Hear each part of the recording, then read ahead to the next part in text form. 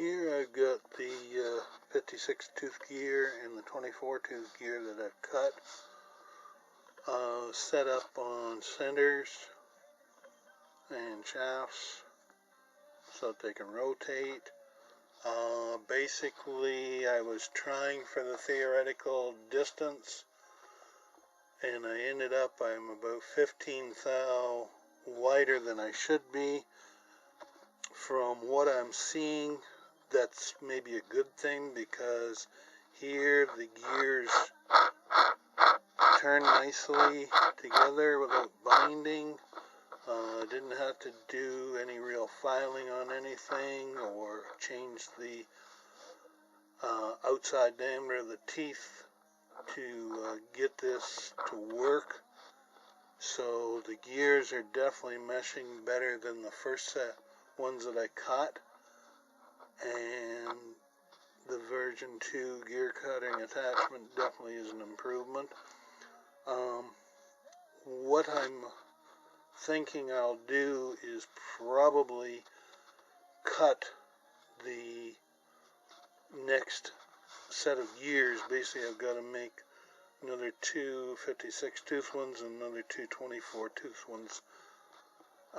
Probably turn the OD of them just about 2 or 3 thou smaller than they theoretically should be, and then I can cut the full 90 thou that the cutter engages to remove the material, and that'll make the depth of the hole, or the depth of the tooth, about another 6 thou deeper across, if you measure across at the bottom of the tooth to bottom of the tooth, just to give a little bit more gear clearance, and then I can basically run one of those gears with each one of these, and that'll give me even more clearance. Not that I need it, but I'm just thinking it might make things less apt to jam. Here you can see, if I hold this, the 56 tooth gear,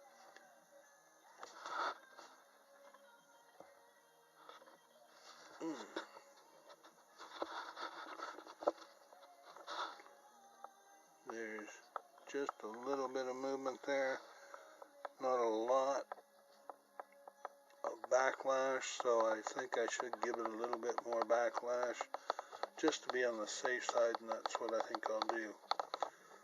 But as far as the gears meshing, they appear to be meshing quite nicely, and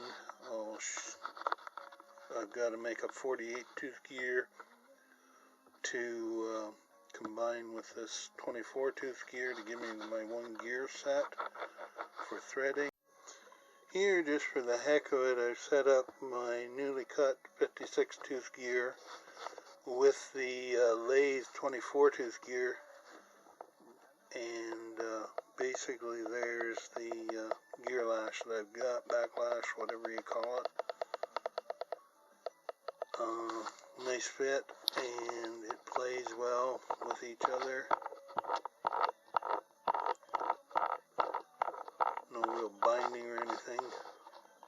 So I think the gears I'm making are quite good and very close to what they should be, and will mesh fine with any of the gears from the lathe. If I happen to have to mix match, I'm hoping that for the most part I'll be cutting new gears, and also new gears for the lead screws. So theoretically, the only gear that they should have to mesh with will be the drive gear, which is a 32 tooth or a 16 tooth, and they should work fine with it.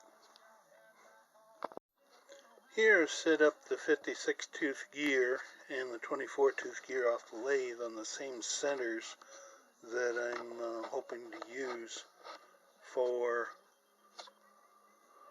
the gear sets. Again, this will be about 15 thou wider spaced than what they should be, but I still got a really good what I feel is a really good gear tooth mesh. There is a bit more play in the gear teeth than what should be, maybe, but it's not going to hurt anything. I guess they call it gear lash or backlash.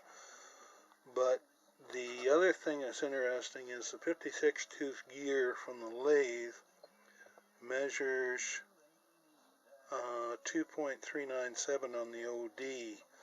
According to the calculations, the OD of a 24 tooth gear should be 2.417.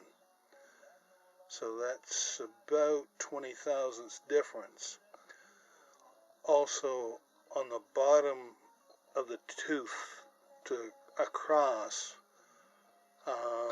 basically when you cut them, you're taking out 90 thousandths to a depth of 90 thousandths. So that would remove 180 when you measure across.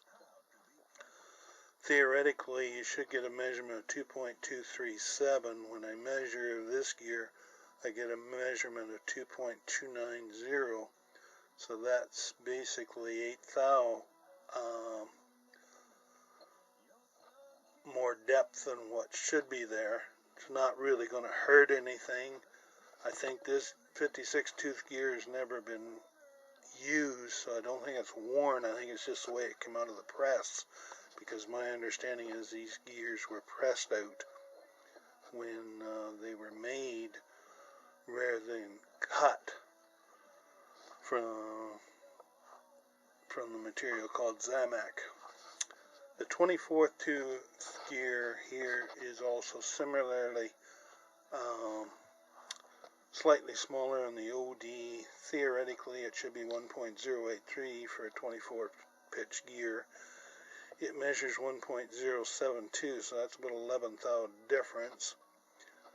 However, when you measure the tooth bottom across, it should be 0.9033, and this one does measure 0.903 right at the bottom of the teeth across.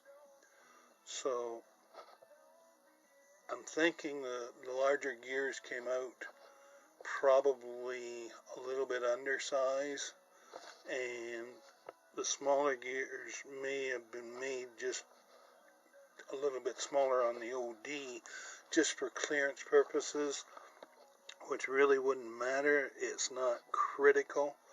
Even the bottom of the tooth depth, as long as you're close, isn't super critical.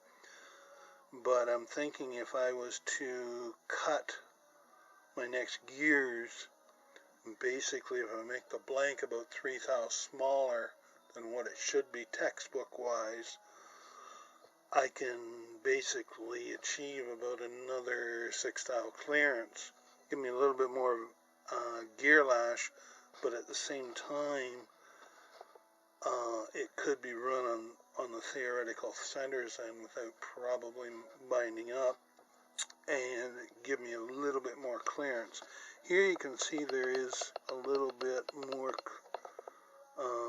movement, backlash, but they still mesh really nice even in these centers and would work fine as change gears in my opinion at that spacing. So I think what I'll do is I'll leave well enough alone for this set of gears, the 54 and the 20, or the 56 and the 24 that I've got made.